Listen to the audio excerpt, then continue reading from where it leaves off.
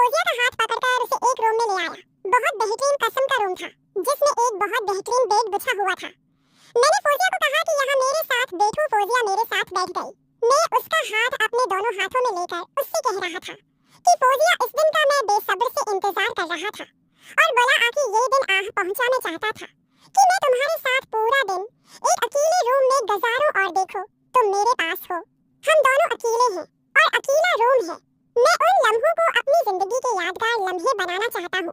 नूर कहने लगी कि वकास, मुझे भी इस लम्हे का बेसब्र से इंतजार था। मैं भी तुम्हारे अंदर हमेशा हमेशा के लिए संभाल जाना चाहती हूँ। मुझे अपनी बाहों में समेट लो और मुझे हमेशा हमेशा के लिए अपना बना लो। मैंने कहा फौजिया, अब मुझसे और इंतजार नहीं होता, चलो काम शुरू करते हैं। फौजिया कहने लगी, मैं तो कब से तैयार हूँ। मैं तो बस तुम्हारा इंतजार कर रही हूँ। तुम्हें जो करना है जैसे करना है मुझे कोई एतराज नहीं है। मैं राजी हूँ। मैं चाहती हूँ कि तुम खुद भी सुकून हासिल करो और मुझे भी अच्छी तरह से सुकून पहुँचाओ। खुद भी जन्नत की सैर करो और मुझे भी जन्नत की वादियों की सैर करो। ये कहकर मैं उसको लिटाने ही वाला था कि दरवाजे की बेल बजी। एकदम उसने अपना दुपट्टा ठीक किया और उठकर बैठ गई और मैं अभी एकदम हैरान व परेशान हो गया कि इस वक्त गेट पर कौन आ गया था। मैंने कहा, फौजिया तुम यहाँ बैठो, मैं गेट पर देख कर आता हूँ कि आखिर कौन आया है। और फिर मैं अपनी कब्र दरअसल करके गेट पर आया। गेट पर आया तो हमारी पड़ोस वाली लड़की नदा थी जिसकी उम्र 17 साल थी और वो भी नई नई जवान हुई थी। बहुत ही खूबसूरत थी। उसका बड़ा बड़ा सीना था और दूध की जैसी सफेद थी। मैंने कहा, जी नदा, क्या हुआ, सब खैरियत है। वो कहने लगी, वकास, उम्मी ने बिरयानी बनाई थी, वही देने आई हूँ। उसने बिरयानी की प्लेट मुझे पकड़ाई। मैंने उससे बिरयानी ली। मैंने कहा, तुम रखो, मैं प्लेट खाली करके देता हूँ। वो मुझसे कहने लगी कि मैं खाला से मिल लूं। मैंने कहा कि नदा, घर में कोई नहीं है। वो हमारे रिश्तेदारों के यहाँ एक छोटी सी पार्टी थी तो सब लोग वहीं गए हैं। मैं घर पर अकेला हूँ। तो नदा ने कहा, ये तो अच्छी बात है। मुझे वैसे भी आपसे बहुत सारी बातें करनी थी। वो एकदम अंदर आने लगे।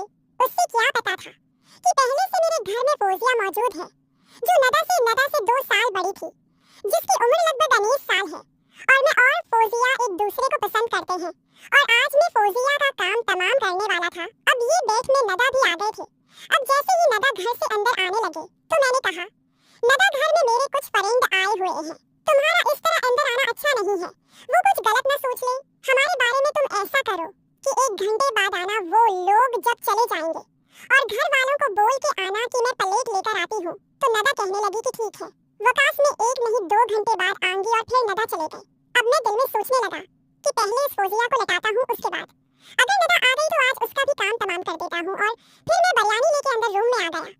फिर मैंने फौजिया से कहा कि फौजिया, पहले ये बिरयानी खानी है या हम लोग अपना काम करें। फौजिया कहने लगी कि वकास, जैसे आपको बेहतर लगे। मैंने फौजिया से कहा कि ये हमारे पड़ोस वाली खाला ने बिरयानी भिजवाई है। वो हमारी बहुत अच्छी पड़ोसी है। फिर मैंने कहा कि अच्छा फौजिया, बिरयानी खा लेते हैं, उसके बाद फिर आराम से काम शुरू करते हैं।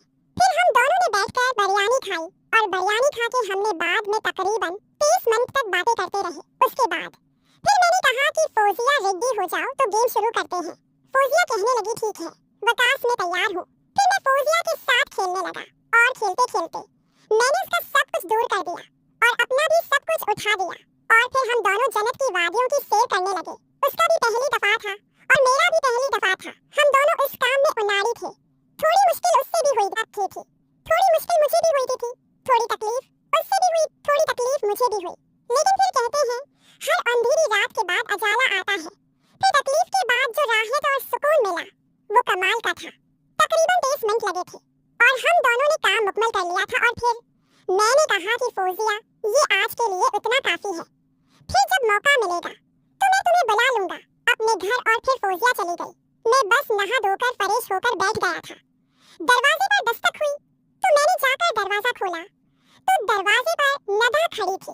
मैंने कहा, आ जाओ नदा। नदा अंदर आई। मुझे कहने लगे, वकास, तुम्हारे दोस्त चले गए। मैंने कहा, हाँ नदा, वो चले गए हैं। और फिर मैं नदा को लेकर अपने रूम में आ गया। थोड़ी देर तो हम लोग बातें करते रहे क्योंकि अब उसे थोड़ी देर पहले ही मैंने फौजिया को लिटाया था और उसका काम तमाम किया था। तो मैं चाहता था, शायद था कि थोड़ा सा मुझे वक्त मिल जाए ताकि मैं बिल्कुल तैयार हो सकूं। और फिर तकरीबन 30 मिनट के बाद मैं नदा के साथ शुरू हो गया। नदा काफी अरसे से मुझे पसंद करती थी, इस बात का मुझे भी इल्म था। लेकिन मैं किसी मौका की तलाश में था जो मुझे आज मिला था। अब क्योंकि मैं पहले फौजिया के साथ कर चुका था हमेशा लंबा जाता है। अब थोड़ा आराम आराम से खेल रहा था ताकि थोड़ा लंबा जा सकूं। और उस नदह का भी पहली मर्तबा था। पहले तो वो काफी तकलीफ महसूस कर रही थी, फिर उससे भी बहुत अच्छा फील हो रहा था और इस तरह हमारा काम चलता रहा और मुझे भी बहुत सुकून महसूस हो रहा था। तकरीबन 1 घंटे के करीब हमारा ये सिलसिला